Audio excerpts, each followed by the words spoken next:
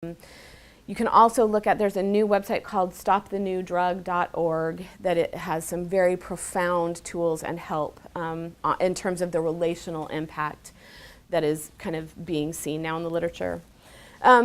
Another thing that we need to know about is that all of the relational aggression that is so easily acted out in digital spaces is also creating a tricky situation where young adults and kids have a harder time being authentic selves in public because they know it can be publicized all the time. Everyone's got a camera now, right?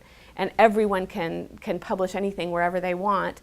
Nowhere is this seen more than in revenge porn sites. So there are sites where, so if anyone works with young adults or especially high school students, I would encourage you to read the Atlantic, it will come to me, it's a cover story, the Atlantic Monthly on sexting. Sexting is a norm now. It's kind of like if you breathe, you sext if you're in high school, meaning you take naked pictures of yourself and send them to someone. These are then very frequently stored and can be used later to kind of bully someone. And so because kids know that this is such a preponderance and just common sense activity anymore, it's harder for them to be authentic and to be willing to kind of reveal themselves in ways that are risk-taking that will develop meaningful relationships because they know it could come back to bite them anytime.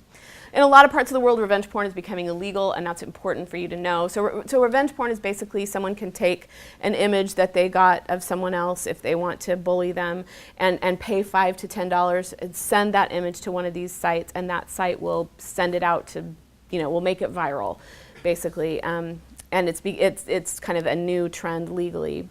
Another thing relationally that we need to know about is that this kind of sense of violence in so much of our media is really tweaking the way in which individuals, and especially individuals who consume a lot of violent media, kind of interact with folks on average. So again, if we think about the way in which this endocrine system, the neurological system, and then just the psychological reality that if we are kind of exposing ourselves to high levels of violence when we are out and about in the world, it's easier to mistreat people, it's easier to be sarcastic with them and to be off-putting, and that is showing itself in the literature relationally as well.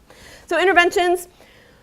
It's really important to keep your kind of interpersonal skills in tune and to encourage them in other people. So when you go out and about in the world, to sometimes not have your phone out and to intentionally be looking people in the eye, to be having meaningful conversations with them, to sometimes have conversations with people about something and sometimes conversations about nothing. If you talk to individuals who interview young adults now, they will tell you young adults don't maintain the same ability to schmooze anymore. They can't talk about the piece of art in the